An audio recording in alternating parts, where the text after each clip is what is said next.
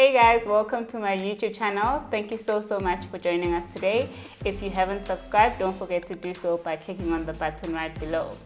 As promised, I do have a guest for you today, and sadly this is our final guest for the month. Allow me to introduce to you a very phenomenal black woman who has done very well for herself. I introduce to you today Refilwe Matenche. Refilwe Matenche is a qualified chartered accountant who founded an NGO called African Women's Movement, which currently has presence in South Africa and outside of South Africa. Her exceptional contribution towards empowering young females has landed her a spot as a finalist in the SAICA Top 35 Under 35 in the year 2018. Speaking of SAICA, she currently sits as a board member of the South African Institute of Chartered Accountants. Hear me right. Her other governance experience includes being elected as a chairperson of the Health and Welfare Sector Education Training Authority, which operates under the Department of Higher Education. Refilwe has over 5 years of teaching experience at the University of South Africa, which is mostly known as UNISA, within the Department of Taxation and Auditing. She is a proud member of the Golden Key Society due to her outstanding performance at the University of the Witwatersrand, where she did her undergrad and postgrad. And to further satisfy her urge for teaching young black women who aspire to be successful professionals in the future, in collaboration with her sister, who's a qualified attorney, they have started a YouTube channel called Sisters on Life. The aim of the YouTube channel, like I've already mentioned, is to aspire young, upcoming women professionals coming from disadvantaged backgrounds. Do check out the channel if you would like to learn more as to how to grow in your field or in whatever you're doing. Refilwe, thank you so much for joining us in the YouTube channel today. I'm looking forward to hearing all about your inspirational story. I hope my viewers at home as well will learn a lot from whatever it is that you have to share with us today. No, thank you so much for the invite. I'm actually quite excited because this is my first YouTube collaboration. Yay! So when I heard you shout me out on Sisters Online, I was like, yes! So I'm very excited to be here. I'm looking forward to, learning a lot from you. As you can see, today is going to be a very fun interview. Refilwe is a bubbly personality, so we're going to learn a lot, but we're going to have a little bit of fun as well. Yep. You know what they say, no Sipo. Learning is most fun if it's more effective if it's fun. So yeah, let's do this. So let's just get on it, I guess. I'm gonna start by just asking more about yourself. Can you tell us more about yourself, who you are, your background, where you grew up, and basically how you got to where you are today? Okay. So I am from the Vaal Triangle, right? It's about 60 kilometers south of Johannesburg. So it's Wako Everton, to be exact. To be exact. Right? To be exact. So I'm from a township called Everton. Well, people pronounce it as Everton. So when they hear me say Everton, it just sounds bougie. Very bougie. They're like, what's So, but I went to a school in the Vaal, in a high school called Riverside High School in Selborne Primary School. So I'm through and through a Vaal person. And then I came to Johannesburg when I enrolled for a Bachelor of Accounting degree at Wits University. Shout out! Whoop, whoop, Witsies! So actually, when I went to Wits, I was going there to study a BCom degree, but somewhere along the line, long story short, I converted it into a Bachelor of Accounting degree. At the time I was there, it was a 4-year degree. So now I understand that it's a Bachelor of Accounting Science, and then you do your honors after. So at the time I was there, you see how long ago it was? I'm not trying to expose your age. So yeah, and then after that, I went to EY to do my articles there. And then post articles, I ventured into teaching. at the University of South Africa as a text lecturer. So you started lecturing straight after your articles? Yes, I just stayed post articles for 6 months, and then I just went to the university to teach, because I think I've got a gift for teaching, a passion actually for imparting knowledge. So in everything that I do in my life, it's very much interwoven with a teaching element, imparting knowledge to whoever the audience is at the time. But it's something that I really enjoy doing, and I feel like it comes naturally to me. Oh, it really does. Yeah. I love the fact that you mentioned something about passion and purpose, because these are things that we cover very well in the YouTube channel.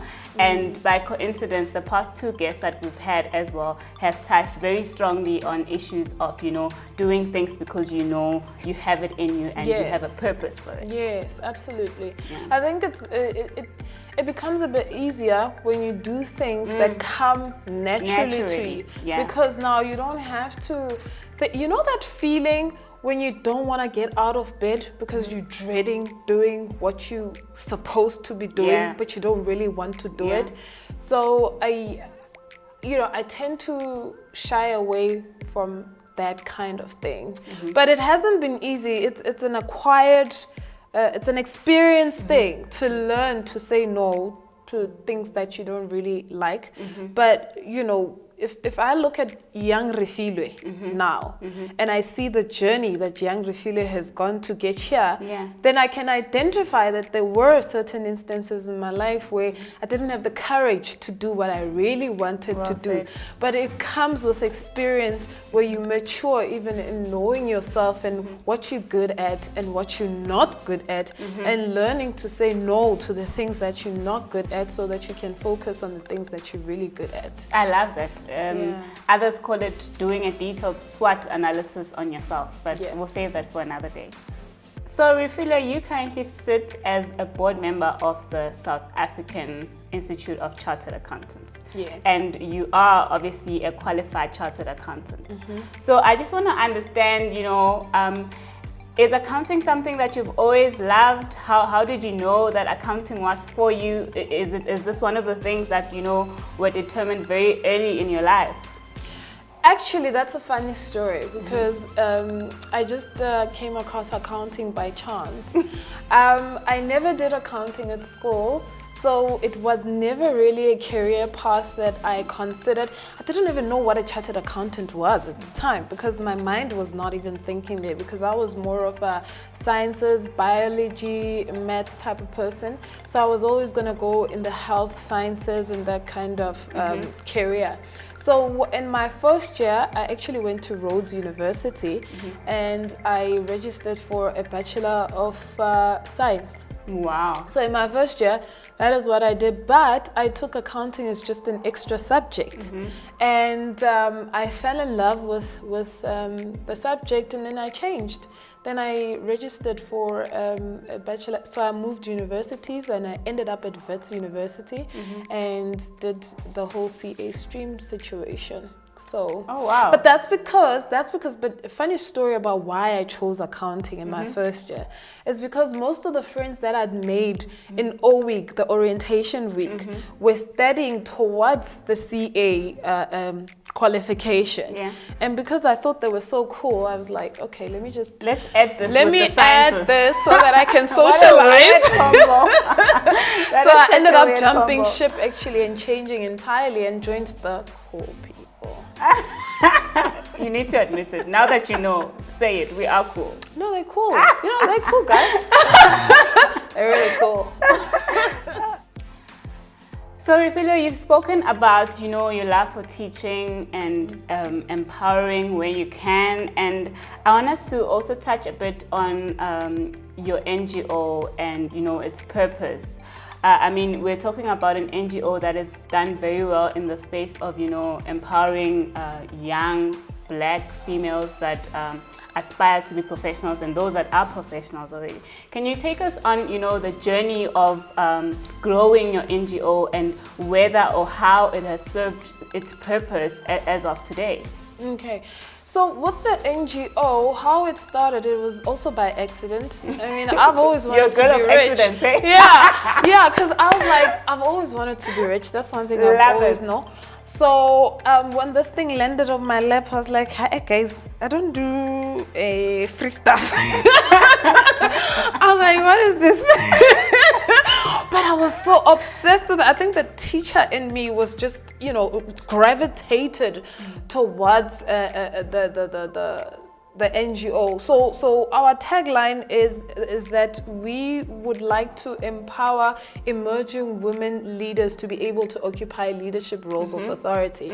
And how that has happened is because of my own journey. I felt at some point that I'm really giving my all, well, at least I thought it was my all at the time, to certain ventures, and I'm failing. You know, I keep starting these ventures and I'm just failing dismally.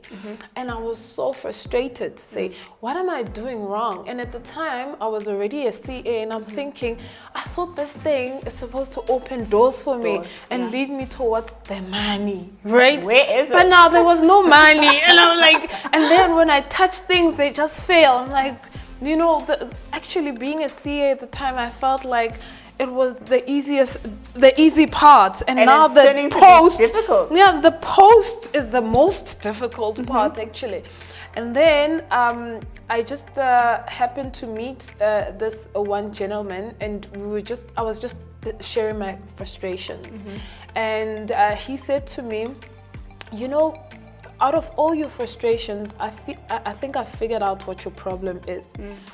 You don't know people who will help you to achieve some of the things, and you can't live in isolation, and you can't succeed in isolation. It's a team and a collaborative process, and that business is all about relationships. So if you don't have the relationships that will enable you to meet your goals, then you won't really meet your goals, or even if you do, it might take you much longer.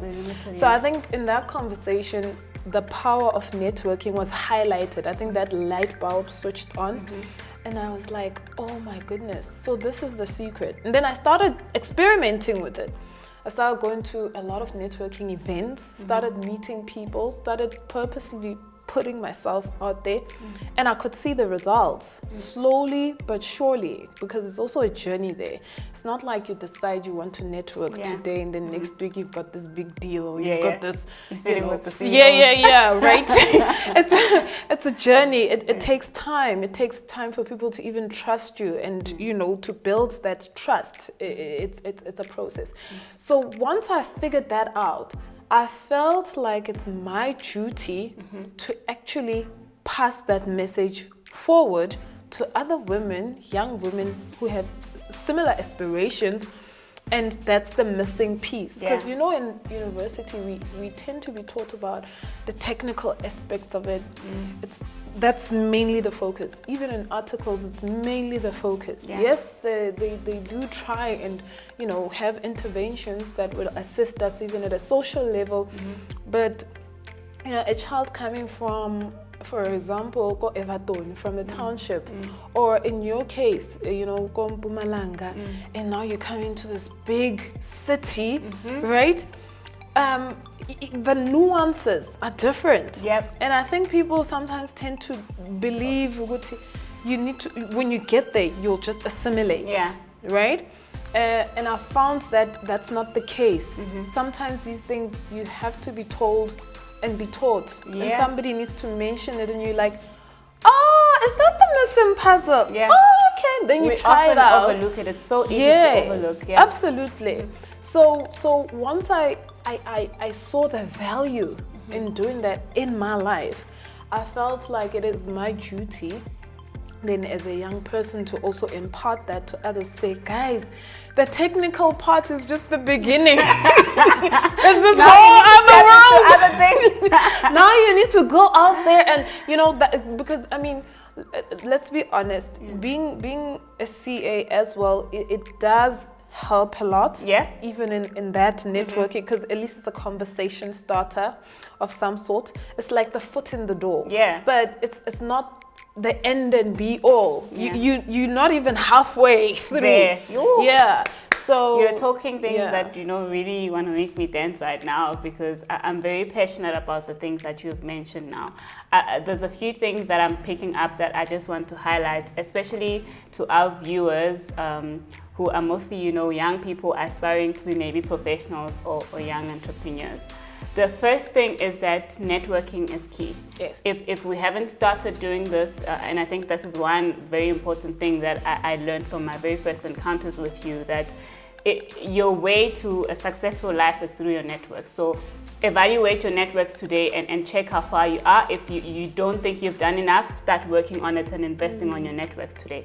Secondly is this thing of letting go of this I've arrived mentality. Yeah. I think specifically for people in our profession as chartered accountants, once we kill the 7 years, get our qualifications, we think it's done. And it's easy to fall in that trap because like you've mentioned, you start seeing all these smaller doors opening. Now people start considering you and perceiving you differently because you've got this tag of CSA, but realistically speaking, that's the beginning of everything. So I think that's like very two important points to take away from this interview, even though there's still a lot to come. But I just wanted to highlight that before we go ahead. Yeah, I think just to point out, networking also starts in the area where you are. Yeah. You don't necessarily have to go out to events. I mean, even within your space where you are, you can start networking with your clients, right? You can start networking with your boss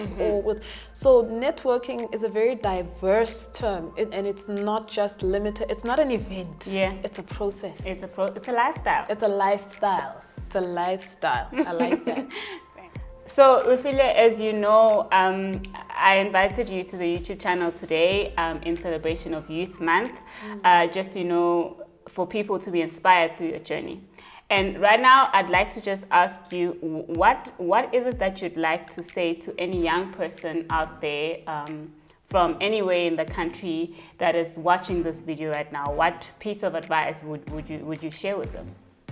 So I think one thing that I overlooked in my journey, which when I figured it out was like an aha moment, is the value of knowing yourself intimately. Knowing what your strengths are and what your weaknesses are. Because if you know your strengths, then you can just supplement them, right? Enhance them. If you know your weaknesses, you can outsource them. I think a lot of the times, we tend to focus on our weaknesses and try to fix them. I mean, if that's not your thing, it's not your thing. If that's not your personality, that's not your personality. Don't try to change. So, I've decided I'm not going to focus my energy on fixing my weaknesses. I'm just going to outsource them. If somebody has a strength that I have a weakness in, come, my friend, let's work together. Let's work together. I'm not good. You take that other one, I'll take that other one, right? So I've seen that it worked very well at the African Women's Movement with my deputy president, Upindile Lale. So Upindile is very motherly. She's very whereas I tend to be facts. So I tend to be very mechanic in my approach to things. But then, because we're an organization of women, women are very that kind of thing. You're like, Pindi, you are needed to say. This situation doesn't require me. Let me call Upindile to address that kind of thing. So it's always great to also work in teams. But because if you know what your weaknesses are or your strengths, then you're able to collaborate with people in an intentional way. It's okay. Unosipo, her strength is makeup, instead YouTube channel, girls on instead of me watching the YouTube video to try and figure this thing out. It's not my interest. Take you years. Exactly. Why do that when somebody else has spent so much time and they love it? Right? It's their thing, right? So what I did is I went to this website, right? It's free. It's called 16 Personalities. Okay. So you just go on the website, it will give you a starter pack of who you are, and then it uses the what do you call this thing? I just forgot it. But there's a term for it. They use this method of assessing different personalities. So you'll fall into one of 16. Oh, okay. And then they tell you what your strengths are, what your weaknesses are, and things like that. And I found that that's where I started. And then when I got that report, I wanted to know more, and I did a few more personality tests by myself, like in my own personal capacity, because you know we tend to do those when you go to interviews and whatnot. You do it for another company, but you don't do it for yourself. Right? So when I started looking at what my strengths are, what are my talents and all that, oh, no wonder I was tanking at this thing. Now. It makes sense. Also, I was never gonna be good at that. You know? So 16personalities.com can start there. And then you will see Myers-Briggs. I think I'll go check it out myself. I don't think I've done a personality test that's that detailed, even though I kind of have an idea where my strengths and weaknesses are. It's free. But because it's free, I'll definitely go check it out. Yeah. So in closing, what would you say to any young person out there who's watching this video right now? What word of advice or encouragement would you leave them with? So I would say there's power in putting yourself out there. There's power in giving back. Because now in giving back, you know, the universe works in mysterious ways. He who gives receives. Yeah. Angel, I believe it says the same thing. You know, it echoes the same thing. So whatever spaces that you're in, just give back. And in giving back, you'll be amazed what you can receive. I mean, even with the NGO that I started, and as much as it was meant to impart knowledge that I had discovered, you won't even believe what it has given me back in terms of personal growth, development, meeting amazing people, being able to, you know, call some very powerful people and network and learn from them. So I would say giving back and following your passion. So that's all part of it, with the passion as well as giving back, and the universe just works in your favor to give back to you. I love that. That's amazing. Thank you so much for joining us today, Refilwe. We're so blessed to have you on the channel. I hope you guys at home really learned a lot from my conversations with Refilwe. Sadly, this is our last interview for the month, but God willing, we will bring you more content with, you know, people sharing their very inspirational stories. If you haven't subscribed, don't forget to do so by clicking on the subscribe button right below. Do like the videos, comment, and let us know what you think. From me, it's nothing but love. See you on the next video.